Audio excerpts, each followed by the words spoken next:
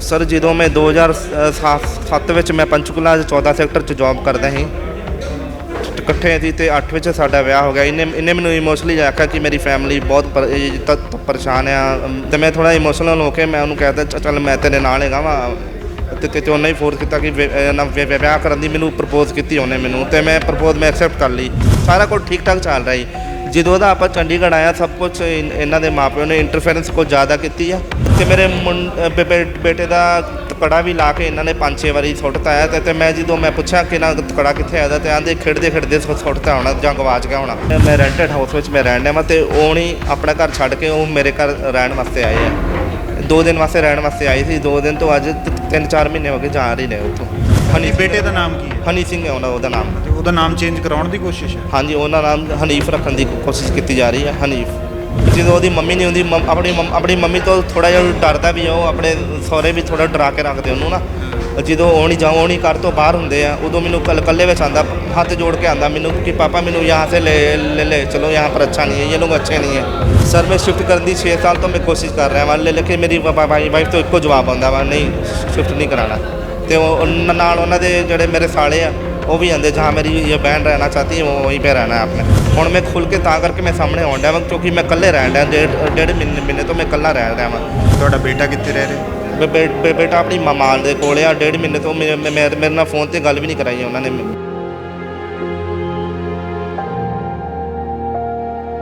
ਮੁਲਕ ਦੇ ਵਿੱਚ ਲਵ ਜਿਹਾਦ ਦੀ ਬੜੀ ਚਰਚਾ ਹੁੰਦੀ ਹੈ। ਜਿਹੜੇ ਸੈਕੂਲਰ ਜਾਂ ਲਿਬਰਲ ਲੋਕ ਨੇ ਉਹ ਇਹਨੂੰ ਟੋਟਲ ਪ੍ਰੋਪੇਗੈਂਡਾ ਕਹਿੰਦੇ ਹੈ ਕਿ ਇਹ ਫਾਲਤੂ ਦਾ ਖੜਾ ਕੀਤਾ ਹੋਇਆ ਜਾਂ ਸਮਾਜ ਨੂੰ ਵੰਡਣ ਦੇ ਲਈ ਖੜਾ ਕੀਤਾ ਹੋਇਆ ਪ੍ਰੋਪੇਗੈਂਡਾ ਹੈ। ਅੱਜ ਤੱਕ ਜਿੰਨੇ ਕੇਸਿਸ ਆਏ ਉਹਨਾਂ ਦੇ ਵਿੱਚੋਂ ਬਹੁਤ ਸਾਰੇ ਲੱਗੇ ਵੀ ਇਸ ਤਰ੍ਹਾਂ ਕਿ ਇਹ ਪ੍ਰੋਪੇਗੈਂਡਾ ਹੋ ਸਕਦਾ ਹੈ। ਪਰ ਪਿੱਛੇ ਜੇ ਕੁਝ ਕੇਸਿਸ ਕਸ਼ਮੀਰ ਦੇ ਆਏ ਜਿਨ੍ਹਾਂ ਦੇ ਵਿੱਚ ਇੱਕ 18 ਸਾਲ ਦੀ ਕੁੜੀ ਨੂੰ ਇੱਕ ਮੁੰਡਾ ਬਹੁਤ ਲੰਬੇ ਟਾਈਮ ਤੋਂ ਫੋਲੋ ਕਰਦਾ ਹੈ, ਫਿਰ ਉਹਨੂੰ ਉਹਦੇ ਨਾਲ ਵਿਆਹ ਕਰਾਉਂਦਾ ਹੈ, ਕਨਵਰਟ ਕਰਦਾ ਹੈ ਉਹਨੂੰ, ਅਤੇ ਉਹ ਪਹਿਲਾਂ ਵੀ ਮੈਰਿਡ ਹੁੰਦਾ ਹੈ। ਹੁਣ ਇਹਦੇ 'ਚ ਇੱਕ ਬਾਲਿਗ ਦਾ ਵਿਆਹ ਕਰਾਉਣਾ ਕੋਈ ਬੁਰੀ ਗੱਲ ਨਹੀਂ ਹੈ, ਉਹ ਆਪਣੀ ਮਰਜ਼ੀ ਦੇ ਨਾਲ ਕਰਵਾ ਸਕਦੀ ਹੈ। ਪਰ ਉਹ ਮੁੰਡਾ ਜਦੋਂ ਆਪਣੇ ਬਿਆਨ ਪੁਲਿਸ ਨੂੰ ਦਿੰਦਾ ਹੈ ਤਾਂ ਉਹ ਕਹਿੰਦਾ ਮੈਂ 5 ਸਾਲ ਦਾ ਮੇਰਾ ਅਫੇਅਰ ਹੈ। ਦੈਟ ਮੀਨਸ ਉਹ 13 ਸਾਲ ਦੇ ਇੱਕ ਬੱਚੇ ਨੂੰ ਫੋਲੋ ਕਰ ਰਿਹਾ ਸੀ। 13 ਸਾਲ ਦੀ ਇੱਕ ਬੱਚੀ ਨੂੰ, ਜਿਹੜਾ ਮੁਸਲਿਮ ਮੁੰਡਾ ਹੈ, ਇੱਕ ਸਿੱਖ ਬੱਚੀ ਨੂੰ, ਜਦੋਂ ਉਹਦੀ ਉਮਰ 13 ਸਾਲ ਸੀ ਉਦੋਂ ਦਾ ਉਹਦੇ ਨਾਲ ਅਫੇਅਰ ਚਲਾਉਣ ਦੀ ਕੋਸ਼ਿਸ਼ ਕਰ ਰਿਹਾ ਸੀ। ਹੁਣ ਬੱਚੇ ਨੂੰ ਇਸ ਤਰੀਕੇ ਦੇ ਨਾਲ ਮੈਂਟਲੀ ਪਹਿਲਾਂ ਗਰੂਮ ਕੀਤਾ ਗਿਆ, ਤਾਂ ਇਸ 'ਤੇ ਬਹੁਤ ਸਾਰੇ ਸਵਾਲ ਉੱਠੇ। ਹੋ ਸਕਦਾ ਹੈ ਉਹਦੀ ਪਰਸਨਲ ਪ੍ਰੋਬਲਮ ਹੋਵੇ ਜਾਂ ਇਹ ਇੰਡੀਵਿਜੂਅਲ ਉਹ ਹੋਵੇ, ਆਪਾਂ ਇਹਨੂੰ ਲਵ ਜਿਹਾਦ ਨਾਲ ਨਾ ਜੋੜ ਕੇ ਦੇਖੀਏ, ਪਰ ਫਿਰ ਵੀ ਇਸ ਤਰ੍ਹਾਂ ਦੇ ਕੇਸ ਆਉਂਦੇ ਰਹਿੰਦੇ ਆ। ਅੱਜ ਇੱਕ ਫਿਰ ਇਸੇ ਤਰ੍ਹਾਂ ਦਾ ਕੇਸ ਆਇਆ ਜਿਹਦੇ ਵਿੱਚ ਇੱਕ ਜਿਹੜੇ ਸ਼ਖਸ ਨੇ ਉਹਨਾਂ ਦਾ ਇਲਜ਼ਾਮ ਹੈ ਕਿ ਇੱਕ ਕੁੜੀ ਨੇ ਉਹਨਾਂ ਦੇ ਨਾਲ ਲਵ ਜਿਹਾਦ ਕੀਤਾ। ਕੁੜੀ ਨੇ ਉਸ ਦੇ ਨਾਲ ਵਿਆਹ ਕਰਵਾਇਆ। ਉਸ ਤੋਂ ਬਾਅਦ ਉਹਨਾਂ ਦਾ ਜਿਹੜਾ ਬੱਚਾ ਪੈਦਾ ਹੋਇਆ, ਲਵ ਮੈਰਿਜ ਹੋਈ, ਜਿਹੜਾ ਬੱਚਾ ਪੈਦਾ ਹੋਇਆ, ਹੁਣ ਉਸ ਬੱਚੇ ਨੂੰ ਕਨਵਰਟ ਕਰਨ ਦਾ ਪ੍ਰੈਸ਼ਰ ਹੈ ਉਹਦੇ 'ਤੇ। ਇਹ ਇਲਜ਼ਾਮ ਨੇ। ਤੁਹਾਨੂੰ ਮਿਲਾਉਂਦੇ ਹਾਂ, ਗੱਲਬਾਤ ਕਰਦੇ ਹਾਂ ਇਸ ਪੂਰੇ ਮਾਮਲੇ ਦੇ ਵਿੱਚ ਕੀ ਹੈ। ਕੀ ਇਹ ਲਵ ਜਿਹਾਦ ਵਾਲਾ ਕੇਸ ਦੇ ਨਾਲ ਹੀ ਜੁੜੀ ਹੋਈ ਕੋਈ ਚੀਜ਼ ਹੈ? ਸਤਿ ਸ਼੍ਰੀ ਅਕਾਲ ਜੀ, ਕੀ ਨਾਮ ਹੈ? ਸਰ ਜੀ ਮੈਂ ਤਰਲੋਚਨ ਸਿੰਘ ਹਾਂ, ਅੰਮ੍ਰਿਤਸਰ ਦਾ ਰਹਿਣ ਵਾਲਾ। ਮੈਂ ਸਿੱਖੀ ਨੂੰ ਮੈਂ ਬਿਲੋਂਗ ਕਰਦਾ ਅਤੇ ਮੇਰੀ ਵਾਈਫ ਨਗੀਨਾ ਨਾਮ ਹੈ ਉਹਨਾਂ ਦਾ। ਨਗੀਨਾ? ਹਾਂਜੀ। ਅਤੇ ਉਹ ਮੁਸਲਿਮ ਖਾਨਦਾਨ 'ਚੋਂ ਆ। ਉਹ ਕਿਹੜੀ ਜਗ੍ਹਾ? ਉਹ ਮਨੀ ਮਾਜਰਾ ਤੋਂ। ਮੌਲੀ ਜਾਗਰਾ ਉਹਨਾਂ ਦੇ ਮਾਂ ਪਿਓ ਦਾ ਆਪਣਾ ਘਰ ਹੈ, ਮੰਮੀ ਪਾਪਾ ਦਾ ਉਹਨਾਂ ਦਾ ਮੌਲੀ ਜਾਗਰਾ 'ਚ ਰਹਿੰਦੇ। ਅਤੇ ਮੈਂ ਮਨੀ ਮਾਜਰਾ ਵਿੱਚ ਪਿਛਲੇ 6 ਸਾਲ ਤੋਂ ਰਹਿ ਰਿਹਾ ਵਾਂ, 29/2 ਨੰਬਰ 'ਚ। ਅਤੇ ਤੁਸੀਂ ਇਹ ਕਹਿ ਰਹੇ ਹੋ ਕਿ ਤੁਹਾਡੇ ਨਾਲ ਲਵ ਜਿਹਾਦ ਹੋਇਆ? ਜੀ ਸਰ। ਕਿਵੇਂ ਹੋਇਆ ਇਹ? ਕਿਉਂ ਲੱਗਦਾ ਤੁਹਾਨੂੰ? ਸਰ ਜਦੋਂ ਮੈਂ 2007 ਵਿੱਚ ਮੈਂ ਪੰਚਕੂਲਾ 14 ਸੈਕਟਰ 'ਚ ਜੌਬ ਕਰਦਾ ਸੀ। ਇਕੱਠੇ ਸੀ ਅਤੇ 8 ਵਿੱਚ ਸਾਡਾ ਵਿਆਹ ਹੋ ਗਿਆ। ਇਹਨੇ ਮੈਨੂੰ ਇਮੋਸ਼ਨਲੀ ਆਖਿਆ ਕਿ ਮੇਰੀ ਫੈਮਿਲੀ ਬਹੁਤ ਪਰੇਸ਼ਾਨ ਆ, ਆਹ ਪਰੇਸ਼ਾਨੀ ਹੈ ਮੈਨੂੰ, ਉਹ ਪਰੇਸ਼ਾਨੀ ਆ। ਅਤੇ ਮੈਂ ਥੋੜ੍ਹਾ ਜਿਹਾ ਇਮੋਸ਼ਨਲ ਮੈਂ ਹੈਗਾ ਵਾਂ ਆਪਣੇ ਅੰਦਰੋਂ ਨਾ, ਅਤੇ ਮੈਂ ਥੋੜ੍ਹਾ ਇਮੋਸ਼ਨਲ ਹੋ ਕੇ ਮੈਂ ਉਹਨੂੰ ਕਹਿ ਦਿੱਤਾ ਚੱਲ ਮੈਂ ਤੇਰੇ ਨਾਲ ਹੈਗਾ ਵਾਂ। ਅਤੇ ਉਹਨੇ ਹੀ ਫੋਰਸ ਕੀਤਾ ਕਿ ਵਿਆਹ ਕਰਨ ਦੀ ਮੈਨੂੰ ਪ੍ਰਪੋਜ਼ ਕੀਤੀ ਉਹਨੇ ਮੈਨੂੰ, ਅਤੇ ਮੈਂ ਪ੍ਰਪੋਜ਼ ਮੈਂ ਐਕਸੈਪਟ ਕਰ ਲਈ। ਅਤੇ ਅਸੀਂ ਅੰਮ੍ਰਿਤਸਰ ਜਾ ਕੇ ਗੁਰਦੁਆਰੇ ਸਾਹਿਬ ਦੀ ਵਿਆਹ ਕਰਵਾ ਕੇ ਅਤੇ ਕੋਰਟ ਮੈਰਿਜ ਵੀ ਕਰਵਾ ਲਈ ਆਪਣੀ। ਜੀ ਸਰ। ਤੁਹਾਨੂੰ ਲੜਕੀ ਦੂਜੇ ਧਰਮ ਦੀ ਸੀ, ਮੁਸਲਿਮ ਹੈ ਲੜਕੀ? ਹਾਂਜੀ। ਲੜਕੀ ਮੁਸਲਿਮ ਹੈ, ਪਰ ਫਿਰ ਵੀ ਉਹਨੇ ਤੁਹਾਡੇ ਨਾਲ ਜਿਹੜਾ ਵਿਆਹ ਹੈ ਉਹ ਤੁਹਾਡੇ ਰੀਤੀ ਰਿਵਾਜ ਦੇ ਮੁਤਾਬਕ, ਸਿੱਖ ਰੀਤੀ ਰਿਵਾਜਾਂ ਦੇ ਮੁਤਾਬਕ ਕਰਵਾਇਆ। ਫਿਰ ਤੁਹਾਨੂੰ ਇਹ ਕਿਉਂ ਲੱਗਦਾ ਹੈ ਕਿ ਲਵ ਜਿਹਾਦ ਤੁਹਾਡੇ ਨਾਲ ਹੋਇਆ? ਉਹ ਵੀ ਇਹ ਕਹਿ ਸਕਦੀ ਹੈ ਜੀ ਸਰ, ਇਹ ਕਹਿ ਸਕਦੀ ਹੈ ਜਿਹੜੀ ਗੱਲ ਮੈਨੂੰ ਹੁਣ ਇੱਥੇ ਆ ਕੇ ਮੈਨੂੰ ਪਤਾ ਲੱਗੀ, ਕਿਉਂਕਿ ਡੇ 1 ਤੋਂ ਹੀ ਇਹਨਾਂ ਦੇ ਮੰਮੀ ਪਾਪਾ ਨੇ ਜਦੋਂ ਮੇਰਾ ਵਿਆਹ ਹੋ ਗਿਆ ਸੀ, ਅਸੀਂ ਦੱਸਣ ਆਏ ਸੀ 1 ਮਹੀਨੇ ਬਾਅਦ ਉਹਨਾਂ ਨੂੰ, 1 ਮਹੀਨੇ ਬਾਅਦ ਅਸੀਂ ਦੱਸਣ ਆਏ ਸੀ ਅੰਮ੍ਰਿਤਸਰੋਂ ਕਿ ਸਾਡਾ ਵਿਆਹ ਹੋ ਗਿਆ ਵਾ। ਤੇ ਉਹਨਾਂ ਨੇ ਆਖਿਆ ਸੀ ਫਿਰ ਤੂੰ ਨਾ ਇੱਕ ਕੰਮ ਕਰ, ਤੂੰ ਸਾਡੇ ਧਰਮ 'ਚ ਵੀ ਵਿਆਹ ਕਰਾ ਤੇ ਆਪਣਾ ਨਾਮ ਚੇਂਜ ਕਰਾ ਲਾ ਤੇ ਕੜਾ ਲਾ ਦੇ ਤੇ ਪੱਗ ਲਾ ਦੇ ਆਪਣੀ। ਉਹਨਾਂ ਨੂੰ ਤਾਂ ਹੁਣ ਤੁਹਾਡੇ ਤੇ ਪ੍ਰੈਸ਼ਰ ਹੈ ਕਿ ਤੁਸੀਂ ਕਨਵਰਟ ਹੋ ਜਾਓ। ਹਾਂਜੀ, ਉਦੋਂ ਮੈਂ ਫਿਰ ਔਰ ਇਹ ਪ੍ਰੈਸ਼ਰ ਤੁਹਾਡੇ ਤੇ ਤੁਹਾਡੀ ਵਾਈਫ ਬਣਾ ਰਹੀ? ਨਹੀਂ ਸਰ, ਮੈਂ ਆਪਣੀ ਪਹਿਲਾਂ ਮੈਂ ਗੱਲ ਦੱਸਣਾ ਚਾਹੁੰਦਾ। ਮੈਂ ਮਤਲਬ ਕਿ ਜਦੋਂ ਮੈਂ ਫਿਰ ਆਵਲੀ ਗੱਲ ਸੁਣ ਕੇ ਮੈਂ ਦਿੱਲੀ ਸ਼ਿਫਟਿੰਗ ਕਰਵਾ ਲਈ, ਕਿਉਂਕਿ ਮੈਂ ਪੀਸੀ ਜੁਐਲਰ ਕੰਮ ਕਰਦਾ ਸੀ। ਮੈਂ ਦਿੱਲੀ ਕੰਮ ਕਰਨ ਲੱਗ ਪਿਆ ਫਿਰ ਇਹਨਾਂ ਤੋਂ ਇਗਨੋਰ ਕਰਨ ਵਾਸਤੇ, ਇਹਨਾਂ ਦੀ ਗੱਲਾਂ ਨੂੰ ਜੀ। ਤੇ ਮੈਂ 3 ਸਾਲ ਉੱਥੇ ਜੌਬ ਕੀਤੀ, 3.5 ਸਾਲ। ਉਸ ਤੋਂ ਬਾਅਦ ਮੈਂ ਫਿਰ ਅੰਮ੍ਰਿਤਸਰ ਆ ਗਿਆ। ਮੈਂ 2011 ਮੈਂ ਨਵੰਬਰ 'ਚ ਆ ਗਿਆ। ਨਵੰਬਰ ਤੋਂ ਮੈਂ ਦਸੰਬਰ ਵਿੱਚ ਮੈਂ ਜੁਆਇਨਿੰਗ ਕੀਤੀ ਯਾਮਾ ਏਜੰਸੀ, ਉੱਥੇ ਮੈਂ 4 ਸਾਲ ਜੌਬ ਕੀਤੀ ਅੰਮ੍ਰਿਤਸਰ। ਤੇ ਇਸ ਵਿੱਚ ਮੇਰਾ ਬੇਟਾ ਹਨੀ ਸਿੰਘ ਜਿਹੜਾ 2012 ਵਿੱਚ ਹੋਇਆ। ਤੇ ਹਾਂਜੀ, ਤੇ ਉਹਨਾਂ ਨੇ ਆਖਿਆ ਕਿ ਅਸੀਂ ਇੱਥੇ ਉਹਦਾ ਆਪਰੇਸ਼ਨ ਕਰਾਉਣਾ ਹੈ, ਤੇ ਮੈਂ ਉਹਨੂੰ ਇੱਥੇ ਲਿਆਂਦਾ 16 ਸੈਕਟਰ ਹਸਪੀਟਲ ਚੰਡੀਗੜ੍ਹ। ਤੇ ਚੰਡੀਗੜ੍ਹ ਆ ਕੇ ਤੁਹਾਡੇ ਬੇਟੇ ਦੀ ਉਮਰ ਕਿੰਨੀ ਹੈ? 2012 9 ਸਾਲ। ਹਾਂ, 9 ਸਾਲ ਦਾ ਹੋ ਗਿਆ ਹੁਣ ਇਸ ਵਕਤ। ਹੁਣ ਤੁਸੀਂ ਇਹ ਇਲਜ਼ਾਮ ਲਾ ਰਹੇ ਹੋ ਕਿ ਤੁਹਾਡੀ ਵਾਈਫ ਤੇ ਉਹਦੇ ਜਿਹੜਾ ਸਹੁਰੇ ਘਰ ਹੈ, ਤੁਹਾਡਾ ਸਹੁਰੇ ਨੇ, ਉਹ ਤੁਹਾਡੇ ਬੇਟੇ ਤੇ ਕਨਵਰਟ ਹੋਣ ਦਾ ਪ੍ਰੈਸ਼ਰ ਬਣਾ ਰਹੇ ਆ, ਤੁਹਾਡੇ ਤੇ ਬਣਾ ਰਹੇ ਆ। ਪਰ ਭਾਜੀ ਤੁਹਾਡਾ ਬੇਟਾ 9 ਸਾਲ ਦਾ ਹੈ, ਇਹ ਗੱਲ ਤੁਹਾਨੂੰ ਹੁਣ ਪਤਾ ਲੱਗੀ ਹੈ? ਇਹ ਸਰ ਜਦੋਂ ਤੋਂ ਮੈਂ ਇੱਥੇ ਆਇਆ ਵਾਂ ਉਦੋਂ ਤੋਂ ਮੈਨੂੰ ਕਨਵਰਟ ਕਰਨ ਵਾਸਤੇ ਮੈਨੂੰ ਨਾ ਕਹਿਣ ਦੇ ਸੀ। ਪਿਛਲੇ 1.5 ਸਾਲ ਤੋਂ ਹੁਣ ਬੇਟੇ ਦਾ ਵੀ ਕਹਿਣ ਦੇ। ਵਿਆਹ ਨੂੰ ਕਿੰਨਾ ਸਾਲ ਹੋਏ? ਵਿਆਹ ਨੂੰ 13 ਸਾਲ ਤੋਂ ਉੱਪਰ ਹੋ ਗਏ। 13 ਸਾਲ ਤੁਹਾਨੂੰ ਹੁਣ ਪਤਾ ਲੱਗਿਆ ਕਿ ਤੁਹਾਨੂੰ ਕਨਵਰਟ ਕਰਨ ਦੀ ਕੋਸ਼ਿਸ਼? ਸਰ ਇਸ ਗੱਲ ਨੂੰ ਇਗਨੋਰ ਮੈਂ ਰਹਿਣਾ ਸੀ। ਉਦੋਂ ਤੇ ਮੇਰਾ ਬੇਟਾ ਵੀ ਨਹੀਂ ਸੀ ਇੱਥੇ, ਉਦੋਂ ਹੋਇਆ ਵੀ ਨਹੀਂ ਸੀ। ਉਦੋਂ ਮੈਨੂੰ ਆਉਂਦੇ ਸੀ ਮਾੜਾ ਮੋਟਾ, ਤੇ ਮੈਂ ਇਗਨੋਰ ਕਰਨ ਵਾਸਤੇ ਮੈਂ ਦਿੱਲੀ ਜੌਬ ਕਰਨ ਲੱਗ ਪਿਆ। ਕਦੀ ਅੰਮ੍ਰਿਤਸਰ ਗਿਆ ਮੈਂ ਜੌਬ ਕਰਨ ਵਾਸਤੇ। ਤੁਹਾਡੇ ਤੇ ਪ੍ਰੈਸ਼ਰ ਪਹਿਲਾਂ ਬਣ ਰਿਹਾ ਸੀਗਾ, ਪਰ ਤੁਸੀਂ ਮੈਂ ਇਗਨੋਰ ਕਰ ਰਿਹਾ ਉਹਨਾਂ ਨੂੰ। ਇਗਨੋਰ ਕਰਕੇ ਤੇ ਤੁਸੀਂ ਜੌਬ ਮਤਲਬ ਇੱਥੋਂ ਟ੍ਰਾਂਸਫਰ ਕਰ ਰਿਹਾ ਮੈਂ ਕਰਾ ਕੇ ਜਾਂ ਜਿੱਦਾਂ ਵੀ ਮਤਲਬ ਤੁਸੀਂ ਸਿਟੀ ਸ਼ਿਫਟ ਕਰ ਲਈ ਸੀਗੀ, ਕਿਤੇ ਹੋਰ ਚਲੇ ਗਏ ਸੀ। ਵਾਈਫ ਤੁਹਾਡੀ ਇੱਥੇ ਹੀ ਸੀ? ਨਹੀਂ, ਵਾਈਫ ਮੇਰੇ ਨਾਲ ਸੀ ਜਿੱਥੇ ਤੇ ਮੈਂ ਕਿਹਾ ਉਹ ਦਿੱਲੀ ਵੀ ਨਾਲ ਸੀ ਮੇਰੇ, ਅੰਮ੍ਰਿਤਸਰ ਵੀ ਮੇਰੇ ਨਾਲ ਹੀ ਸੀ। ਉਹਨੇ ਉਹਦੇ ਹੁੰਦੇ ਨਹੀਂ ਕਦੀ ਉਹਨੇ ਨਾਲ ਰਹਿੰਦੇ ਹੋਏ ਨਹੀਂ ਕਦੀ ਪ੍ਰੈਸ਼ਰ ਬਣਾਇਆ ਜੀ? ਨਾ, ਮੈਂ ਕਦੀ ਉਹਦੇ ਉੱਤੇ ਮੈਂ ਆ ਚੀਜ਼ ਦਾ ਮੈਂ ਪ੍ਰੈਸ਼ਰ ਨਹੀਂ ਕੀਤਾ ਕਿ ਤੂੰ ਗੁਰਦੁਆਰੇ ਜਾ, ਆਪਣਾ ਨਾਮ ਚੇਂਜ ਕਰ। ਉਹਨੇ ਕਦੀ ਇੱਕ ਔਰ ਵੀ ਨਹੀਂ ਮੈਂ ਲਾਇਆ ਉਹਦੇ ਨਾਂ ਦੇ ਪਿੱਛੇ। ਆ ਤੁਸੀਂ ਸਰਟੀਫਿਕੇਟ ਮੈਨੂੰ ਲੈ ਲਿਆ ਇਹਨਾਂ ਕੋਲ, ਸਰਟੀਫਿਕੇਟ ਹੈਗਾ ਸਾਡੇ ਕੋਲ। ਤੇ ਕਦੀ ਮੈਂ ਨਾਮ ਨਹੀਂ ਮੈਂ ਉਹਦਾ ਚੇਂਜ ਕਰਾਇਆ, ਨਾ ਹੀ ਕਦੀ ਮੈਂ ਉਹਨੂੰ ਕਿਹਾ ਕਿ ਤੂੰ ਨਾ ਕੌਰ ਲਿਖ ਆਪਣੇ ਪਿੱਛੇ। ਅੱਛਾ, ਉਹਨੇ ਆਪਣਾ ਨਾਮ ਨਹੀਂ ਚੇਂਜ ਕੀਤਾ? ਨਾ ਨਾ, ਤੁਸੀਂ ਪ੍ਰੈਸ਼ਰਾਈਜ਼ ਕੀਤਾ ਵੀ ਨਹੀਂ? ਔਰ ਕਦੀ ਵੀ ਮੈਂ ਉਹਨੂੰ ਨਾ ਆਪਣੇ ਧਰਮ ਦਾ, ਮੈਂ ਜੋ ਵੀ ਤਿਉਹਾਰ ਆਉਂਦੇ, ਈਦ ਆਉਂਦੀ ਆ, ਈਦ ਵੀ ਉਹ ਮਨਾਉਂਦੀ ਹਰ ਸਾਲ ਈਦ ਵੀ ਮਨਾਈ ਜਾਂਦੀ ਸਾਡੇ ਘਰ। ਇਕੱਠੇ ਹੋ ਕੇ ਅਸੀਂ ਮਨਾਉਂਦੇ ਹਾਂ ਈਦ। ਤੇ ਸਾਡਾ ਗੁਰਪੁਰਬ ਹੁੰਦਾ, ਤੇ ਮੈਂ ਉਹਨੂੰ ਕਿਹਾ ਗੁਰਪੁਰਬ ਆਉਂਦਾ ਵਾ ਤੇ ਗੁਰਦੁਆਰੇ ਵੀ ਤੂੰ ਜਾਇਆ ਕਰ ਸਾਡੇ ਨਾਲ। ਤੇ ਅਸੀਂ ਸਾਰਾ ਕੁਝ ਠੀਕ ਠਾਕ ਚੱਲ ਰਿਹਾ ਜੀ। ਜਦੋਂ ਦਾ ਆਪਾਂ ਚੰਡੀਗੜ੍ਹ ਆਇਆ, ਸਭ ਕੁਝ ਇਹਨਾਂ ਦੇ ਮਾਪਿਆਂ ਨੇ ਇੰਟਰਫੇਰੈਂਸ ਕੁਝ ਜ਼ਿਆਦਾ ਕੀਤੀ ਆ, ਤੇ ਉਦੋਂ ਤੋਂ ਆਪਣੇ ਮਾਪਿਆਂ ਦੇ ਕਹਿਣ 'ਤੇ ਚੱਲ ਰਹੀ ਆ। ਤੇ ਸਭ ਕੁਝ ਅਸੀਂ ਛੱਡਤਾ, ਮਤਲਬ ਸਾਡੇ ਵਿੱਚ ਜੋ ਵੀ ਹੈਗਾ ਸੀ ਪਿਆਰਪੁਰ ਸਭ ਖਤਮ ਕਰਤਾ ਇਹਨਾਂ ਨੇ, ਇਹਨਾਂ ਦੇ ਮਾਪਿਆਂ ਨੇ। ਤੇ ਹੁਣ ਇਹ ਕਿੰਨਾ ਟਾਈਮ ਹੋਇਆ ਐਗਜ਼ੈਕਟਲੀ ਜਦੋਂ ਦੇ ਤੁਸੀਂ ਚੰਡੀਗੜ੍ਹ ਆਏ ਹੋ, ਤੇ ਤੁਹਾਨੂੰ ਕਿਵੇਂ ਪ੍ਰੈਸ਼ਰਾਈਜ਼ ਕੀਤਾ ਜਾਂਦਾ? ਦਾਦਾ ਪਿਛਲੇ 6 ਸਾਲ ਦਾ ਜਿੰਨਾ ਵੀ ਹੈਗਾ ਬਿਊਰਾ, ਪਿਛਲੇ ਡੇ 1 ਤੋਂ ਇਹਨਾਂ ਨੇ ਸਟਾਰਟ ਕਰਤਾ ਸੀ ਕਿ ਕੜਾਲਾ। ਔਰ ਜਦੋਂ ਮੈਂ ਪਾਠ ਕਰਦਾ ਸੀ ਤੇ ਪਾਠ ਕਰਨ ਤੋਂ ਬਾਅਦ ਮੈਨੂੰ ਟੌਰਚਰ ਕੀਤਾ ਜਾਂਦਾ ਕਿ ਤੂੰ ਆ ਕੀ ਕਰਦਾ ਪਿਆ, ਇਹਦੇ 'ਚ ਕੀ ਰੱਖਿਆ ਵਾ। ਅੱਛਾ, ਹਾਂਜੀ। ਕਿੱਦਾਂ ਟੌਰਚਰ ਕਰਦੇ ਜੀ? ਤੂੰ ਕਲਮਾ ਪੜਾਵਲੀ ਤੇ ਤੇਰਾ ਤੂੰ ਜੋ ਵੀ ਕੰਮ ਆਖੇਗਾ ਉਸੇ ਵੇਲੇ ਹੋ ਜਾਂਦਾ ਹੈ। ਮੈਂ ਖਾਲੀ ਇਹਨਾਂ ਦੀ ਫੈਮਿਲੀ ਦੇ ਬਾਰੇ ਮੈਂ ਆਖਣਾ, ਕੋਈ ਹੋਰ ਆ ਨਾ ਸੋਚੇ ਕਿ ਮੈਂ ਇਸਲਾਮ ਧਰਮ ਨੂੰ ਜਾਂ ਮੈਂ ਉਹਨਾਂ ਦੇ ਮੈਂ ਖਿਲਾਫ ਆਖਣ ਦਾ, ਕੁਛ ਇੱਦਾਂ ਦੀ ਕੋਈ ਗੱਲ ਨਹੀਂ ਹੈ। ਠੀਕ ਹੈ, ਹਾਂ, ਪਾਰਟਿਕੂਲਰ ਹੈ ਬੜਾ। ਇਹਨਾਂ ਦੀ ਫੈਮਿਲੀ ਮੈਨੂੰ ਫੋਰਸ ਕਰਦੀ ਹੈ ਤੁਹਾਨੂੰ। ਜਦੋਂ ਤੁਸੀਂ ਪਾਠ ਕਰਦੇ ਹੋ ਤਾਂ ਉਹ ਕਹਿੰਦੇ ਆ ਕਲਮਾ ਪੜ੍ਹ। ਤੇ ਮੇਰੇ ਬੇਟੇ ਦਾ ਤਕੜਾ ਵੀ ਲਾ ਕੇ ਇਹਨਾਂ ਨੇ 5-6 ਵਾਰੀ ਸੁੱਟਤਾ ਹੈ। ਤੇ ਮੈਂ ਜਦੋਂ ਮੈਂ ਪੁੱਛਿਆ ਕਿ ਨਾ ਤਕੜਾ ਕਿੱਥੇ ਆਦਾ, ਤੇ ਆਂਦੇ ਖੇਡਦੇ ਸੁੱਟਤਾ ਹੋਣਾ ਜਾਂ ਗਵਾਚ ਗਿਆ ਹੋਣਾ। ਇੱਦਾਂ ਦੇ ਜਵਾਬ ਕਿਉਂ ਆਉਂਦੇ ਆ? ਤੁਹਾਡੇ ਬੇਟੇ ਦਾ ਕੜਾ ਉਤਾਰ ਕੇ ਸੁੱਟ ਦਿੰਦੇ ਆ। ਤੁਹਾਡੇ ਬੇਟੇ ਦੇ ਕੇਸ ਰੱਖੇ ਵੀ? ਨਹੀਂ, ਕੇਸ ਨਹੀਂ ਆਉਂਦੇ ਸਰ। ਉਹ ਕਿਉਂ ਨਹੀਂ ਰੱਖੇ ਤੁਸੀਂ, ਜਦੋਂ ਤੁਸੀਂ ਖੁਦ ਕੇਸਾਧਾਰੀ ਹੋ ਤੁਹਾਨੂੰ? ਹਾਂਜੀ, ਮੈਂ ਸਰ ਹੈਗਾ, ਕਿਉਂਕਿ ਸਰ ਅਸੀਂ ਵਿਆਹ ਨਾ ਰੱਖਣ ਦੇ ਪਿੱਛੇ ਕਾਰਨ ਮਤਲਬ ਫੈਸਲਾ ਕਿਹਦਾ ਸੀ, ਤੁਹਾਡਾ ਜਾਂ ਤੁਹਾਡੀ ਵਾਈਫ? ਮੇਰੀ ਵਾਈਫ ਦਾ ਸੀ। ਕਿ ਮੇਰੀ ਵਾਈਫ ਨੇ ਮੈਨੂੰ ਰਿਕੁਐਸਟ ਕੀਤੀ ਸੀ ਕਿ ਮੈਂ ਇਹਨੂੰ ਆਪਣੇ ਘਰ ਵੀ ਮੈਂ ਲੈ ਕੇ ਜਾਣਾ ਵਾ, ਕਿਉਂਕਿ ਮੈਂ ਇਹਨਾਂ ਦੇ ਘਰ ਮੈਂ ਜਾਂਦਾ ਨਹੀਂ ਆ, ਕਿਉਂਕਿ ਮੈਨੂੰ ਫੋਰਸ ਕੀਤਾ ਜਾਂਦਾ, ਤਾਂ ਕਰਕੇ ਮੈਂ ਜਾਂਦਾ ਨਹੀਂ। ਮੈਂ 13 ਸਾਲ ਹੋ ਗਏ ਮੈਂ ਗਿਆ ਨਹੀਂ ਇਹਨਾਂ ਦੇ ਘਰ। ਤੇ ਉਹਨਾਂ ਨੇ ਮੈਨੂੰ ਰਿਕੁਐਸਟ ਕੀਤੀ ਸੀ ਕਿ ਇਹਨੂੰ ਮੈਂ ਆਪਣੇ ਘਰ। ਫਿਰ ਹੁਣ ਕਿੱਦਾਂ ਜਾਣਾ ਸ਼ੁਰੂ ਹੋਇਆ? ਮੈਂ ਇਹਨਾਂ ਦੇ ਘਰ ਨਹੀਂ ਮੈਂ ਰਹਿੰਦਾ ਸਰ, ਮੈਂ ਆਪਣੇ ਮੈਂ ਤੇ ਫਿਰ ਇਹ ਤੁਹਾਨੂੰ ਪ੍ਰੈਸ਼ਰ ਕਰਦੇ ਆ, ਕਿਵੇਂ ਕਰਦੇ ਆ? ਮਤਲਬ ਮੈਂ ਜਦੋਂ ਤੁਸੀਂ rented house- ਪਾਠ ਕਰਦੇ ਹੋ, ਜੀ, ਜੀ। ਤੁਸੀਂ ਕਹਿ ਰਹੇ ਹੋ ਕਿ ਇਹ ਮੈਨੂੰ ਕਹਿੰਦੇ ਆ ਪਾਠ ਕਰਨ ਵੇਲੇ ਕਿ ਤੂੰ ਕਲਮਾ ਪੜ੍ਹ, ਜੀ। ਤਾਂ ਉਹ ਕਿੱਦਾਂ ਪ੍ਰੈਸ਼ਰਾਈਜ਼ ਕਰਦੇ ਆ? ਉਹ ਸਰ ਇੱਦਾਂ ਕਰਦੇ ਆ, ਮੈਂ ਰੈਂਟਡ ਹਾਊਸ ਵਿੱਚ ਮੈਂ ਰਹਿਣ ਡਿਆ ਵਾ ਅਤੇ ਉਹ ਨਹੀਂ ਆਪਣਾ ਘਰ ਛੱਡ ਕੇ ਉਹ ਮੇਰੇ ਘਰ ਰਹਿਣ ਵਾਸਤੇ ਆਏ ਆ। 2 ਦਿਨ ਵਾਸਤੇ ਰਹਿਣ ਵਾਸਤੇ ਆਏ ਸੀ, 2 ਦਿਨ ਤੋਂ ਅੱਜ 3-4 ਮਹੀਨੇ ਹੋ ਗਏ ਜਾ ਰਹੀ ਨੇ ਉੱਥੋਂ। ਅੱਛਾ।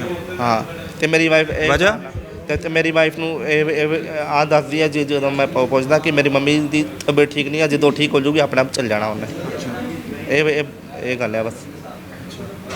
ਤੇ ਤੁਹਾਡੇ ਬੇਟੇ ਨੂੰ ਮਤਲਬ ਤੁਸੀਂ ਮਸਜਿਦ ਜਾਂਦੇ ਹੋ? ਨਹੀਂ, ਮੈਂ ਮਸਜਿਦ ਨਹੀਂ ਵਗੈਰਾ ਤੁਸੀਂ ਜਾਂਦੇ ਹੋ? ਨਾ। ਨਹੀਂ ਜਾਂਦੇ। ਤੁਹਾਡੀ ਵਾਈਫ ਗੁਰਦੁਆਰਾ ਸਾਹਿਬ ਜਾਂਦੀ? ਹੁਣ ਨਹੀਂ ਜਾਂਦੀ, ਅੱਗੇ ਜਦੋਂ ਅੰਮ੍ਰਿਤਸਰ ਹੈਗੇ ਸੀ ਉਦੋਂ ਜਾਂਦੀ ਸੀ। ਹਾਂਜੀ। ਹੁਣ ਨਾ ਜਾਣ ਦੇ ਪਿੱਛੇ ਕਾਰਨ? ਹੁਣ ਨਾ ਜਾਣ ਦੇ ਪਿੱਛੇ ਕਾਰਨ ਉਹਨਾਂ ਦੀ ਫੈਮਿਲੀ ਹੈ, ਜਿਹੜੇ ਮੇਰੇ ਇਨਲੌਜ਼ ਆ, ਇਨਲੌਜ਼ ਜਿਹੜੇ ਹੈਗੇ ਉਹ ਨਹੀਂ ਚਾਹੁੰਦੇ ਕਿ ਉਹ ਜਾਵੇ, ਗੁਰਦੁਆਰੇ ਜਾਵੇ। ਤੁਹਾਡਾ ਬੇਟਾ ਹੁਣ ਕਿੱਥੇ ਸਰ ਜਾਂਦਾ? ਦੇਖੋ ਹਿੰਦੂ ਰੀਤੀ ਰਿਵਾਜ ਦੇ ਹਿਸਾਬ ਨਾਲ ਜਿਹੜਾ ਗੁੱਗੋਤ ਹੁੰਦਾ, ਉਹ ਗੁੱਗੋਤ ਜਿਹੜਾ ਪੇਪੇ ਉਹਦਾ ਚੱਲਦਾ ਵਾ, ਬਾਪ ਦਾ ਚੱਲਦਾ ਗੁੱਗੋਤ। ਤੁਸੀਂ ਆਪੇ ਸੋਚ ਲਓ, ਜੇ ਨਗੀਨਾ ਜੇ ਬੇਗਮ ਹੋ ਗਈ ਤੇ ਬੇਟੇ ਦਾ ਨਾਮ ਕੀ ਹੋਊਗਾ ਫਿਰ? ਤੁਸੀਂ ਆਪ ਹੀ ਦੱਸੋ। ਜੇ ਪਿਓ ਸਿੱਖਿਆ ਉਹਦਾ ਤਾਈਓ ਹਨੀ। ਬੇਟੇ ਦਾ ਨਾਮ ਕੀ ਹੈ? ਹਨੀ ਸਿੰਘ ਹੈ ਉਹਦਾ ਨਾਮ। ਅਤੇ ਉਹਦਾ ਨਾਮ ਚੇਂਜ ਕਰਾਉਣ ਦੀ ਕੋਸ਼ਿਸ਼ ਹੈ? ਹਾਂਜੀ, ਉਹਨਾਂ ਨਾਮ ਹਨੀਫ ਰੱਖਣ ਦੀ ਕੋਸ਼ਿਸ਼ ਕੀਤੀ ਜਾ ਰਹੀ ਹੈ, ਹਨੀਫ।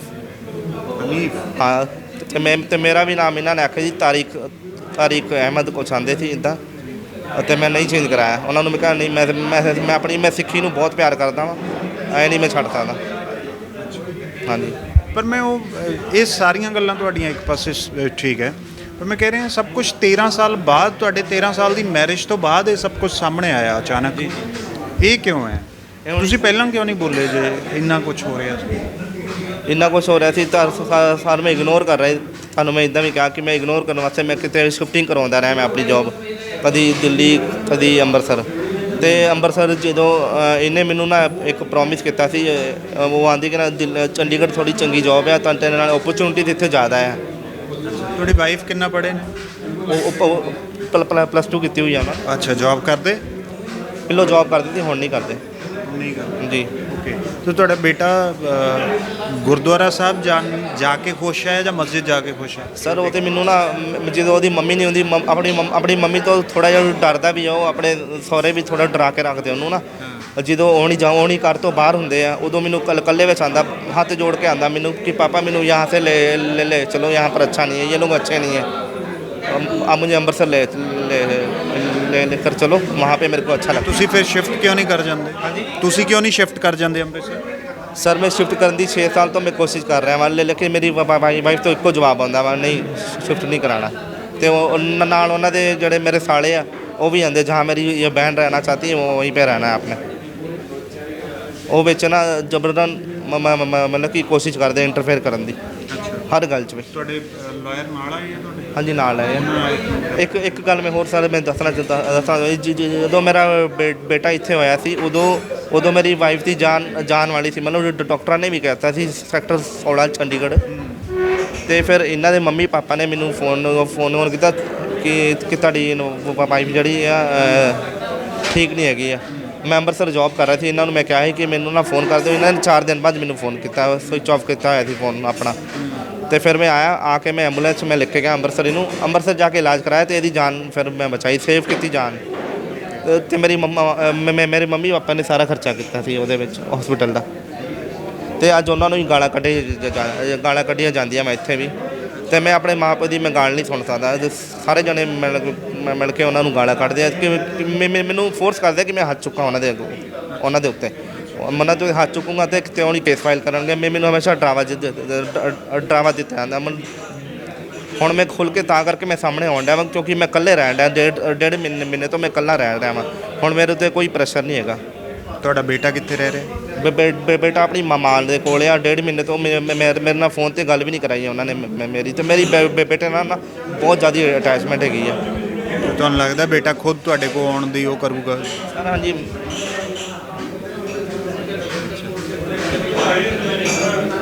ਮੇਰੇ ਨਾਲ ਬਹੁਤ ਅਟੈਚਮੈਂਟ ਹੈਗੀ ਸਰ ਉਹਦੀ ਨਾ। ਹਾਂਜੀ, ਉਹ ਮੈਨੂੰ ਕਿਹਦੇ ਨਾਲ? ਤੁਹਾਡੇ ਨਾਲ? ਮੇਰੇ ਨਾਲ ਅਟੈਚਮੈਂਟ, ਉਹ ਮੇਰੇ ਨਾਲ ਆਉਣਾ ਵੀ ਚਾਹੁੰਦਾ ਸੀ, ਉਹਨਾਂ ਨੇ ਆਉਣ ਨਹੀਂ ਦਿੱਤਾ। ਤੁਹਾਨੂੰ ਲੱਗਦਾ ਹੈ ਕਿ ਬੇਟਾ ਕੋਸ਼ਿਸ਼ ਕਰ ਰਿਹਾ ਹੋਣਾ ਕਿ ਪਾਪਾ ਨਾਲ ਮਿਲਣਾ? ਜੀ ਸਰ। ਕਹਿ ਰਿਹਾ ਹੋਵੇਗਾ ਉਹਨਾਂ ਨੂੰ। ਉਹਨੇ ਮੈਨੂੰ ਕੱਲੇ ਸਰ ਮੈਨੂੰ ਹਮੇਸ਼ਾ ਆਉਂਦਾ ਹੈ कि पापा ये लोग अच्छे नहीं है, मेरे को ले चलो, या आपके बारे में अच्छा नहीं बोलते। वो मेरे बारे कुछ गलत मलत बोलते रहते हैं ਉਹਨੂੰ ਜਦ ਮੈਂ ਡਿਊਟੀ ਜਾਣਾ ਉਹਨੂੰ ਛੱਡ ਕੇ ਘਰ। ਤੁਹਾਨੂੰ ਲੱਗਦਾ ਹੈ ਕਿ ਬੇਟੇ ਨੂੰ ਵੀ ਤੰਗ ਕਰ ਰਹੇ ਹੋ? ਤੰਗ ਕਰਦੇ ਆ ਸਰ। ਜੇ ਮੇਰੀ ਗਵਰਨਮੈਂਟ ਨੇ ਨਾ ਸੁਣੀ, ਜੇ ਮੈਂ ਕੇਸ ਜੇ ਕੁਛ ਵੀ ਫੈਸਲਾ ਨਾ, ਸਾਰੇ ਖਾਲੀ ਆਸ਼ਵਾਸਨ ਦੇਣ ਡੇ ਆ। ਮੈਂ ਤੁਹਾਨੂੰ ਆਸ਼ਵਾਸਨ ਦੇਣਾ ਚਾਹੁੰਦਾ ਕਿ ਮੈਂ ਮਿਨਿਸਟਰੀ ਨੂੰ ਮੈਂ ਲੈਟਰ ਲਿਖਣ ਵਾਲਾ ਵਾ ਕਿ ਮੈਨੂੰ ਜੇ ਮੇਰਾ ਬੇਟਾ ਨਹੀਂ ਤੁਸੀਂ ਦੇ ਸਕਦੇ ਤੇ ਮੈਨੂੰ ਇੱਛਾ ਦੀ ਮੌਤ ਦੇ ਦਿੱਤੀ ਜੇ ਇੱਛਾ ਮੌਤ।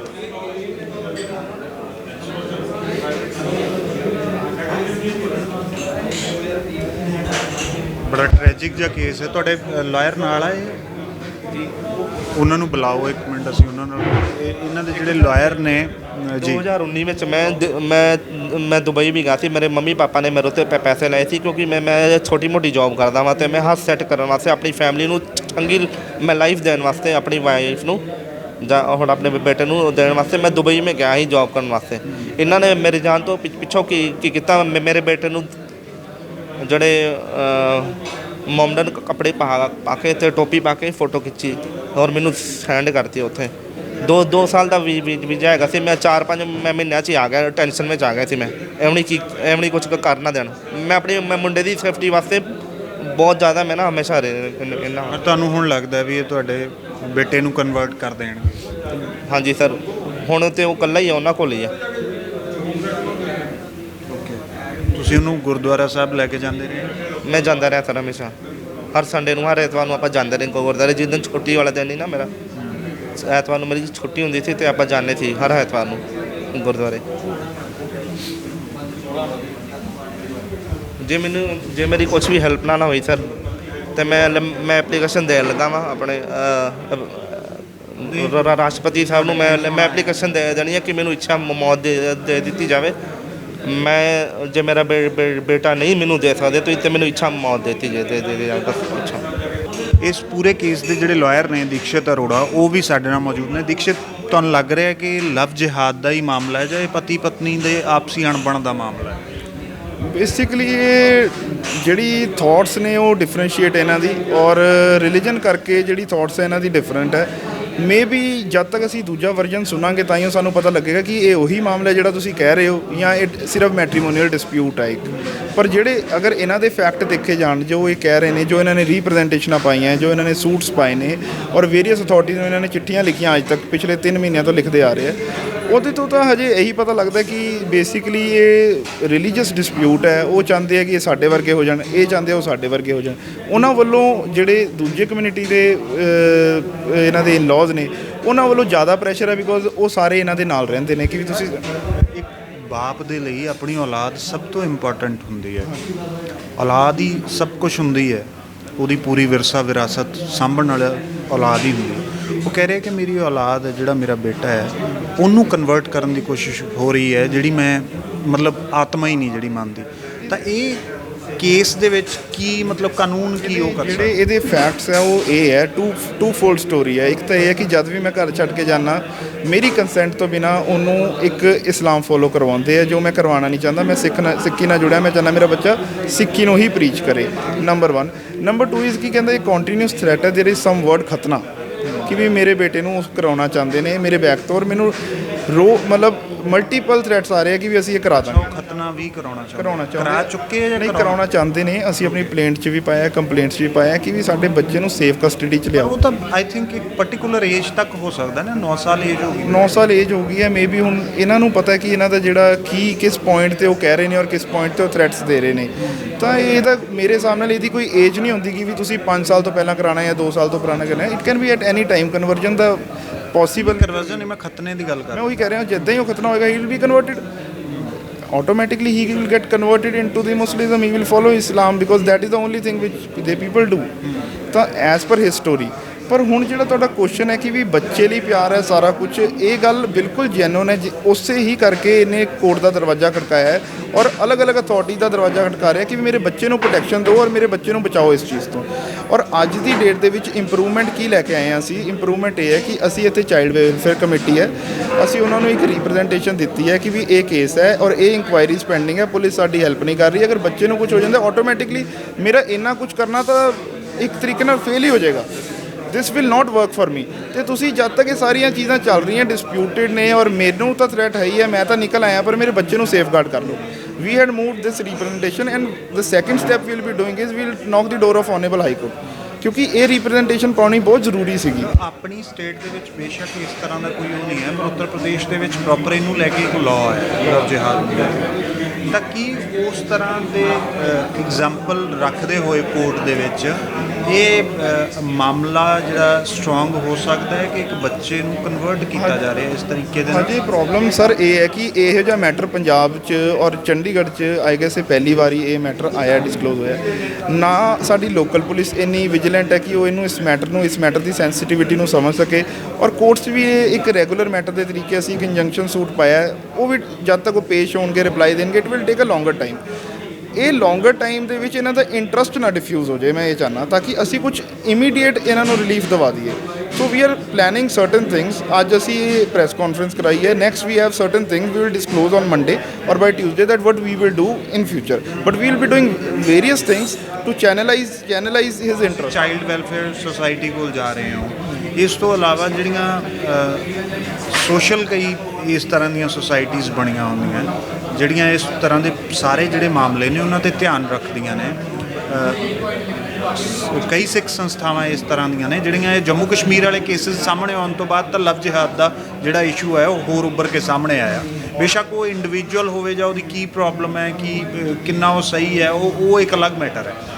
ਪਰ ਇਹ ਚਰਚਾ 'ਚ ਹੈ ਮਾਮਲਾ, ਤਾਂ ਕੀ ਉਸ ਤਰ੍ਹਾਂ ਦੀਆਂ ਜਿਹੜੀਆਂ ਸੰਸਥਾਵਾਂ ਨੇ ਉਹਨਾਂ ਤੱਕ ਵੀ ਪਹੁੰਚ ਹੋ ਰਹੀ ਹੈ ਜਾਂ ਜਾਣਾ ਹੈ? As per instructions of my client given by my client, ਉਹਨਾਂ ਨੇ ਮੈਨੂੰ ਦੱਸਿਆ ਕਿ ਉਹ ਕੁਝ ਗੁਰਦੁਆਰਾ ਸਾਹਿਬ 'ਚ ਇੱਥੇ ਗਏ ਨੇ ਔਰ ਉਹਨਾਂ ਨੇ ਰਿਕੁਐਸਟ ਕੀਤੀ ਹੈ ਕਿ ਉਹ ਇਹਨਾਂ ਨਾਲ ਜੁੜਨ, ਔਰ ਉਹਨਾਂ ਨੇ ਇਹਨਾਂ ਨੂੰ ਆਸ਼ਵਾਸਨ ਦਿੱਤਾ ਕਿ ਅਸੀਂ ਤੁਹਾਡੇ ਨਾਲ ਜੁੜੇ ਹੋਏ ਹਾਂ ਔਰ ਅੱਗੇ ਵੀ ਜੁੜਾਂਗੇ ਤੁਹਾਡੇ ਨਾਲ, ਔਰ ਹੋਰ ਬੰਦੇ ਜੋੜਾਂਗੇ ਤਾਂ ਕਿ ਤੁਹਾਨੂੰ ਕੋਈ ਪ੍ਰੋਬਲਮ ਨਾ ਆਏ। ਅਗਰ ਤੁਹਾਨੂੰ ਕੋਈ ਪ੍ਰੋਬਲਮ ਆਉਂਦੀ ਹੈ ਤਾਂ ਸਿੰਘ ਸੰਗਠਨ ਤੁਹਾਡੇ ਨਾਲ ਖੜਾ ਹੈ। ਤਾਂ ਇਹਨਾਂ ਨਾਲ ਸਪੋਰਟ ਉਹ ਚੀਜ਼ ਦੀ ਹੈ, ਪਰ ਲੀਗਲੀ ਜੋ ਚੀਜ਼ ਇਹ ਰਿਲੀਫ ਮੰਗਦੇ ਨੇ। ਕਈ ਵਾਰ ਇੱਦਾਂ ਹੁੰਦਾ ਨਾ ਵਕੀਲ ਸਾਹਿਬ, ਜਿਹੜੇ ਸੁਸਾਇਟੀ ਦਾ ਪ੍ਰੈਸ਼ਰ ਹੈ ਉਹ ਲੀਗਲ ਦੇ ਉੱਪਰ ਦੀ ਪੈ ਜਾਂਦਾ। ਜਿਵੇਂ ਅਸੀਂ ਜੰਮੂ ਕਸ਼ਮੀਰ ਵਾਲੇ ਮਾਮਲੇ ਦੇ ਵਿੱਚ ਦੇਖਿਆ ਕਿ ਸਿੱਖ ਸੰਸਥਾਵਾਂ ਦਾ ਪੂਰਾ ਪ੍ਰੈਸ਼ਰ ਪੈਣ ਤੋਂ ਬਾਅਦ ਉਹ ਕੁੜੀ ਹੈ ਜਿਹੜੀ ਉਹਦੀ ਰੀਮੈਰਿਜ ਹੋਈ, ਫਿਰ ਉਹ ਕਿਸੇ ਸਿੱਖ ਮੁੰਡੇ ਦੇ ਨਾਲ ਵਿਆਹੀ ਗਈ, ਉਹਨੂੰ ਦਿੱਲੀ ਲਿਆਂਦਾ ਗਿਆ, ਉਹ ਪੂਰੇ ਦਾ ਪੂਰਾ ਕੇਸ ਪਲਟ ਗਿਆ, ਮਤਲਬ ਸਿਰਫ ਸੁਸਾਇਟੀ ਦੇ ਪ੍ਰੈਸ਼ਰ ਕਰਕੇ। ਤਾਂ ਕੀ ਇਸ ਤਰ੍ਹਾਂ ਦੇ ਮਾਮਲੇ 'ਚ ਵੀ ਕੁਝ ਸੋਚੋਗੇ? ਸੀ ਦੀ ਥਿੰਗ ਇਜ਼ ਦਿਸ, ਹਜੇ ਸਿਰਫ ਇਸ ਮੈਟਰ ਬਾਰੇ ਕੁਝ ਲੋਕਾਂ ਨੂੰ ਪਤਾ ਸਿਰਫ, ਔਰ ਇਹ ਪ੍ਰੈਸ ਕਾਨਫਰੰਸ ਦਾ ਮੋਟਿਵ ਇਹੀ ਸੀਗਾ ਕਿ ਇਹ ਜਿਹੜੀ ਇਹਨਾਂ ਨਾਲ ਜੋ ਚੀਜ਼ਾਂ ਹੋ ਰਹੀਆਂ ਔਰ ਇਹਨੇ ਸੈਂਸਿਟਿਵ ਇਸ਼ੂ 'ਤੇ ਚੰਡੀਗੜ੍ਹ ਵਰਗੇ ਸ਼ਹਿਰ ਦੇ ਵਿੱਚ ਇਹ ਪ੍ਰੋਬਲਮ ਜਨਰੇਟ ਹੋ ਰਹੀ ਹੈ ਅਤੇ ਬਾਏ ਵੇ ਆਫ ਮੀਡੀਆ ਮਾਸ ਨੂੰ ਪਤਾ ਲੱਗੇ ਔਰ ਇਹਦੇ ਨਾਲ ਸਾਰੀ ਸੰਸਥਾਵਾਂ ਜੁੜਨ ਔਰ ਇਹਦੀ ਹੈਲਪ ਆਊਟ ਕਰਨ ਔਰ ਕੁਝ ਨਾ ਕੁਝ ਇਫੈਕਟਿਵ ਨਿਕਲੇ ਔਰ ਇਮੀਡੀਏਟ ਨਿਕਲੇ, ਕਿਉਂਕਿ ਕੋਰਟਸ 'ਚ ਅਗਰ ਅਸੀਂ ਕੋਰਟਸ 'ਚ ਨੌਕ ਕੀਤਾ ਹੈ door, it will take certain time because procedures ਨੇ, we have to follow the procedure. This is the basic motive of this press conference, that ਇਹਨਾਂ ਨਾਲ ਲੋਕ ਜਿਹੜੇ ਵੀ ਸਿੱਖ ਸੰਸਥਾਵਾਂ ਵਾਲੇ ਲੋਕ ਹੈ ਇਹਨਾਂ ਨਾਲ ਜੁੜਨ ਔਰ ਇਹਨਾਂ ਨੂੰ ਅੱਗੇ ਵੇ ਦੇਣ ਕਿ ਵੀ ਇਹ ਕਿਸ ਤਰੀਕੇ ਨਾਲ ਜਾਣ ਔਰ ਆਪਣੇ ਬੱਚੇ ਨੂੰ ਉਸ ਚੀਜ਼ ਤੋਂ ਕਿੱਦਾਂ ਕੱਢ ਕੇ ਸੇਫਲੀ ਲੈ ਕੇ ਆ ਜਾਣ। ਤਾਂ ਸਾਡਾ ਮੋਟਿਵ ਸਿਰਫ ਅੱਜ ਦਾ ਇਹ ਸੀਗਾ ਕਿ ਵੀ ਐਟਲੀਸਟ ਸਾਡੀ ਆਵਾਜ਼ ਅੱਗੇ ਤੱਕ ਪਹੁੰਚੇ, ਦੈਟਸ ਇਟ। ਤੇ ਹੁਣ ਕਾਨੂੰਨੀ ਤੌਰ 'ਤੇ ਤੁਹਾਨੂੰ ਕੀ ਲੱਗਦਾ ਜਿਹੜਾ ਨਾਬਾਲਿਗ ਹੈ ਉਹ ਬੇਟਾ ਇਹਨਾਂ ਦਾ, ਨਾਬਾਲਿਗ ਦੀ ਰਾਏ ਹੈ ਜਿਹੜੀ ਉਹ ਕਿੰਨੀ ਕੁ ਮੈਟਰ ਕਰੂਗੀ ਇਸ ਮਾਮਲੇ ਦੇ ਵਿੱਚ? ਨਾਬਾਲਿਗ ਦੀ ਤਾਂ ਕੰਸੈਂਟ ਦੀ ਤਾਂ ਵੈਲਿਊ ਹੀ ਨਹੀਂ ਹੈ ਕੋਈ ਵੀ ਇਸ ਪੁਆਇੰਟ 'ਤੇ। ਅਗਰ ਉਹ ਕਹਿੰਦੇ ਨੇ, ਅਗਰ ਉਹ ਕੁਝ ਕਰ ਵੀ ਦਿੰਦੇ ਨੇ ਇਹਦੀ ਐਬਸੈਂਸ 'ਚ ਇਹ ਕਹਿ ਕੇ ਕਿ ਬੱਚਾ ਮੰਨ ਰਿਹਾ ਸੀ, ਤਾਂ ਕੋਰਟ ਹੀ ਨਹੀਂ ਮੰਨੇਗੀ ਉਹਨੂੰ, ਬਿਕੋਜ਼ 18 ਸਾਲ ਤੋਂ ਪਹਿਲੇ ਦੀ ਉਹਦੀ ਕੰਸੈਂਟ ਦੀ ਕੋਈ ਵੈਲਿਊ ਹੀ ਨਹੀਂ ਹੈ। That is what he saying in his every application, that ਮੇਰੀ ਕੰਸੈਂਟ ਤੋਂ ਬਗੈਰ ਮੇਰੇ ਬੱਚੇ ਨੂੰ ਕਨਵਰਟ ਨਾ ਕੀਤਾ ਜਾਏ। ਇਹੀ ਮੰਗ ਕਰ ਰਿਹਾ। ਜਿਹਨੇ ਇੱਕ ਐਸਐਸਪੀ ਸਾਹਿਬ ਮਾਨनीय ਐਸਐਸਪੀ ਚੰਡੀਗੜ੍ਹ ਸਾਹਿਬ ਨੂੰ ਵੀ ਇੱਕ ਐਪਲੀਕੇਸ਼ਨ ਦਿੱਤੀ ਹੈ, ਉਹਦੇ 'ਚ ਇਹਨਾਂ ਨੇ ਮੰਗ ਇਹ ਕੀਤੀ ਹੈ ਕਿ ਅਗਰ ਜਦ ਤੱਕ ਤੁਸੀਂ ਇਨਕੁਆਇਰੀ ਕਰ ਰਹੇ ਹੋ ਪੈਂਡਿੰਗ ਹੈ, ਮੇਰਾ ਬੱਚਾ ਅਗਰ ਇੱਕ ਆਪਣੀ ਜਿਹੜੇ ਮੋਟਿਵ ਹੈ ਉਸ 'ਚ ਸਕਸੈਸਫੁਲ ਹੋ ਜਾਂਦੇ ਹੈ, then who would be responsible for this. ਤੁਸੀਂ ਸਾਨੂੰ ਅਸ਼ੋਰ ਕਰੋ ਕਿ ਵੀ ਸਾਡਾ ਬੱਚਾ ਕਨਵਰਟ ਨਾ ਹੋਏ till the pendency of inquiry. ਇਹਨਾਂ ਨੇ ਮੰਗ ਕੀਤੀ ਹੈ, ਮੈਂ ਤੁਹਾਨੂੰ ਕਾਪੀ ਦੇਵਾਂਗਾ। ਸੋ ਉਹ ਇਹਨਾਂ ਦਾ ਬੇਟਾ ਹੈ, ਇਹ ਸਿੰਘ ਨੇ ਤਾਂ ਉਹ 18 ਸਾਲ ਤੱਕ ਉਹਨੂੰ ਸਿੰਘ ਤੋਂ ਕਨਵਰਟ ਕਰਨਾ ਅਪਰਾਧ ਹੈ, ਮਤਲਬ ਆਪਾਂ ਇਹ ਮੰਨ ਲਈਏ। ਇਹ ਅਸੀਂ ਮੰਨ ਨਹੀਂ ਸਕਦੇ। ਬੇਸਿਕਲੀ ਇਹਦੇ 'ਚ ਪ੍ਰੋਬਲਮ ਕੀ ਹੈ ਕਿ 50% ਇਹਨਾਂ 'ਚ 50% ਜਿਹੜੇ ਹਸਬੈਂਡ ਹੈ ਉਹ ਸਿੱਖ ਨੇ, 50% ਮੁਸਲਮਾਨ ਹੈ, ਤੇ she the child is an outcome of 2 person, right. ਤੇ ਕੋਈ ਕਿਸੇ ਨੂੰ ਫੋਲੋ ਕਰਨ ਤੋਂ ਡਿਸਫੋਲੋ ਕਰਨ ਤੋਂ ਤਾਂ ਓਬਵੀਅਸਲੀ ਨਹੀਂ ਰੋਕ ਸਕਦਾ। ਪਰ ਅਗਰ ਦ ਥਿੰਗ ਇਜ਼, ਅਗਰ ਇਹਨਾਂ ਨੇ ਸ਼ੁਰੂ ਤੋਂ ਉਹਨਾਂ ਨੂੰ ਸਿੱਖੀ ਪ੍ਰੀਚ ਕਰਾਈ ਹੈ, ਸਿੱਖੀ ਪ੍ਰੀਚ ਕਰਦਾ ਬੱਚੇ, ਇਹਨਾਂ ਕੋਲ ਵੀਡੀਓਜ਼ ਹੈ, ਪੰਜਾਬੀ ਪੜ੍ਹਦਾ, ਗੁਰਦੁਆਰਾ ਸਾਹਿਬ ਜਾਂਦਾ, ਔਰ ਬੱਚਾ ਹੀ ਨਹੀਂ ਚਾਹੁੰਦਾ ਕਿ ਮੈਂ ਉਸ ਧਰਮ ਨੂੰ ਆਪਟ ਕਰਾਂ, ਤੇ ਫੋਰਸਫੁਲੀ ਨਾ ਕਰਾਇਆ ਜਾਏ। ਅਗਰ ਬੱਚਾ ਕਹਿੰਦਾ ਦੈਨ ਇਟਸ ਓਕੇ, ਪਰ ਉਹ ਪਰ ਇਹ ਪੁਆਇੰਟ ਤਾਂ ਉਹ ਵੀ ਲੈ ਸਕਦੇ ਆ ਨਾ। ਨਹੀਂ, ਬਟ ਬੱਚੇ ਦੀ ਵੀ ਤਾਂ ਇੱਕ ਰਾਏ ਲਿੱਤੀ ਜਾਏ, ਸਿਰਫ ਰਾਏ ਲਿੱਤੀ ਜਾਏ, ਰਾਏ ਦੀ ਵੈਲਿਊ ਨਹੀਂ ਹੈ। ਪਰ ਇਹਨਾਂ ਕੋਲ ਵੀਡੀਓਜ਼ ਪਈਆਂ ਜਿੱਥੇ ਉਹ ਕਹਿੰਦਾ ਹੈ ਕਿ ਵੀ ਨਹੀਂ ਜੀ, I don't want to go with this. ਮੈਂ ਤੁਸੀਂ ਕਹਿ ਰਹੇ ਹੋ ਉਹਦੀ ਕੰਸੈਂਟ ਦੀ ਵੈਲਿਊ ਨਹੀਂ ਹੈ, ਫਿਰ ਦੋਵਾਂ ਮਾਮਲਿਆਂ ਦੇ ਵਿੱਚ ਨਹੀਂ ਉਹਦੇ ਕੰਸੈਂਟ। ਪਰ ਸਰ ਬੇਸਿਕਲੀ ਗੱਲ ਇਹ ਹੈ ਨਾ, consent is of no value at this stage, but forcefully ਨਹੀਂ ਕੀਤਾ ਜਾਣਾ ਚਾਹੀਦਾ। ਜੋ ਬੱਚਾ ਕਰਦਾ ਉਹਨੂੰ ਕਰਨ ਦਿਓ, ਅਗਰ ਬੱਚਾ ਉਹਨੂੰ ਪ੍ਰੀਚ ਕਰ ਰਿਹਾ ਉਹਨੂੰ ਕਰਨ ਦਿਓ, ਪਰ ਬੱਚਾ ਉਹ ਕਰਨਾ ਨਹੀਂ ਚਾਹ ਰਿਹਾ। ਪੁਆਇੰਟ ਇਹ ਹੈ ਕਿ ਬੱਚਾ, ਤੁਹਾਨੂੰ ਕੀ ਲੱਗ ਰਿਹਾ ਇਸ ਪੂਰੇ ਮਾਮਲੇ ਦੇ ਵਿੱਚ, ਇਹ ਉਸੇ ਤਰ੍ਹਾਂ ਦਾ ਲਵ ਜਿਹਾਦ ਜਿੱਦਾਂ ਦਾ? ਮੈਨੂੰ ਲੱਗਦਾ ਥੋੜਾ ਡਿਫਰੈਂਸ਼ੀਏਟ ਮਾਮਲਾ ਹੈ, ਇਹ ਥੋੜਾ ਡਿਫਰੈਂਟ ਹੈ। We can not categorise this matter with that matter. Obviously it might be connected to that matter, ਪਰ ਇਹ ਥੋੜਾ ਡਿਫਰੈਂਸ਼ੀਏਟ ਮੈਟਰ ਹੈ। ਇਹ ਜਿਹੜਾ ਹੁਣ ਤੱਕ ਜਿਹੜੀ ਚੀਜ਼ ਸਾਨੂੰ ਸਮਝ ਆ ਰਹੀ ਹੈ ਕਿ ਵੀ ਬੇਸਿਕਲੀ 11 ਤੋਂ 12 ਜਿਹੜੇ ਇਹਨਾਂ ਦੇ ਇਨ-ਲॉज ਇਕੱਠੇ ਰਹਿੰਦੇ ਨੇ ਉੱਥੇ, ਤਾਂ ਬੇਸਿਕਲੀ ਇੱਕ ਮਾਹੌਲ ਓਬਵੀਅਸਲੀ ਉਹੀ ਰਿਲੀਜਨ ਦਾ ਹੈ, ਉਹ ਰਿਲੀਜਨ ਦਾ, ਤੇ ਓਬਵੀਅਸਲੀ ਇਹਨਾਂ ਨੂੰ ਵੀ ਕਹਿੰਦੇ ਕਿ ਤੁਸੀਂ ਵੀ ਕਰੋ, ਤੇ ਇਹ ਉਹ ਕਰਨਾ ਨਹੀਂ ਚਾਹੁੰਦੇ because he is by birth he belongs to a Sikh religion, ਔਰ ਇਹ ਸਿੱਖ ਨੇ, ਤੇ ਆਪਣੇ ਬੱਚੇ ਨੂੰ ਵੀ ਉਸੇ ਫੀਲਡ 'ਚ ਆਪਟ ਕਰ ਰਹੇ ਸੀ। ਪਰ ਹੁਣ ਇਹਨਾਂ 'ਤੇ ਪ੍ਰੈਸ਼ਰ ਜ਼ਿਆਦਾ ਆ ਗਿਆ ਕਿ ਵੀ ਨਹੀਂ ਜੀ, ਤੂੰ ਨਹੀਂ ਕਰਨਾ ਤਾਂ ਤੁਸੀਂ ਆਪਣੇ ਬੱਚੇ ਨੂੰ ਕਰਾਓ। ਤਾਂ ਮੇ ਬੀ ਦਿਸ ਇਹ ਕਰਕੇ ਡਿਸਪਿਊਟ ਅਰਾਈਜ਼ ਹੋਇਆ। ਹੁਣ let us see, we had file the suit, 20 ਜੁਲਾਈ ਨੂੰ ਉਹਨਾਂ ਨੇ ਪੇਸ਼ ਹੋਣਾ ਔਰ ਰਿਪਲਾਈ ਦੇਣਾ ਹੈ। We'll wait for the reply. ਉਹ ਰਿਪਲਾਈ ਕੀ ਦੇਣਾ ਚਾਹੁੰਦੇ ਆ, ਉਹ ਕੀ ਕਹਿਣਾ ਚਾਹੁੰਦੇ ਆ, ਦੈਨ ਵੀ ਗੋ ਫੋਰਵਰਡ। ਬਹੁਤ ਸ਼ੁਕਰੀਆ। ਦੀਕਸ਼ਿਤ ਅਰੋੜਾ ਵਕੀਲ ਨੇ ਇਸ ਪੂਰੇ ਮਾਮਲੇ ਦੇ, ਔਰ ਇਹ ਆਪਣੇ ਆਪ ਦੇ ਵਿੱਚ ਇਹ ਪਹਿਲਾ ਮਾਮਲਾ ਹੈ ਇਸ ਤਰ੍ਹਾਂ ਦਾ ਜਦੋਂ ਅਸੀਂ ਲਵ ਜਿਹਾਦ ਦੇ ਕਈ ਮਾਮਲੇ ਸੁਣੇ ਆ ਜਿਹਦੇ 'ਤੇ 2 ਅਲੱਗ-ਅਲੱਗ ਪੱਖ ਨੇ। ਕਈ ਲੋਕ ਕਹਿੰਦੇ ਇਹਨੂੰ ਬੇਵਜ੍ਹਾ ਪ੍ਰੋਪੇਗੇਟ ਕੀਤਾ ਜਾ ਰਿਹਾ, ਕਈ ਲੋਕ ਕਹਿੰਦੇ ਇਹ ਪ੍ਰੋਬਲਮ ਹੈਗੀ ਹੈ, ਐਗਜ਼ਿਸਟ ਕਰਦੀ ਹੈ। ਪਰ ਅੱਜ ਜੋ ਸਾਡੇ ਸਾਹਮਣੇ ਕੇਸ ਹੈ ਉਹ ਬਿਲਕੁਲ ਡਿਫਰੈਂਟ ਹੈ, ਜਿਹਦੇ 'ਚ ਇੱਕ ਬੱਚੇ ਨੂੰ ਕਨਵਰਟ ਕਰਨ ਦੀ ਕੋਸ਼ਿਸ਼ ਹੋ ਰਹੀ ਹੈ। ਉਹਦਾ ਜਿਹੜਾ ਪਿਓ ਹੈ ਉਹ ਰੋਂਦਾ ਹੋਇਆ ਤੁਸੀਂ ਦੇਖਿਆ ਹੀ ਹੈ ਕਿ ਮੇਰੇ ਬੱਚੇ ਨੂੰ ਮੇਰੀਆਂ ਅੱਖਾਂ ਦੇ ਸਾਹਮਣੇ ਮੇਰੇ ਧਰਮ, ਮੇਰੀ ਵਿਰਾਸਤ, ਮੇਰੇ ਵਿਰਸੇ ਦੇ ਨਾਲੋਂ ਤੋੜਿਆ ਜਾ ਰਿਹਾ। ਕੈਮਰਾਮੈਨ ਮੋਹਨ ਸਿੰਘ ਦੇ ਨਾਲ ਗੁਰਪ੍ਰੀਤ ਸਿੰਘ, ਹਮਦਰ ਟੀਵੀ, ਚੰਡੀਗੜ੍ਹ।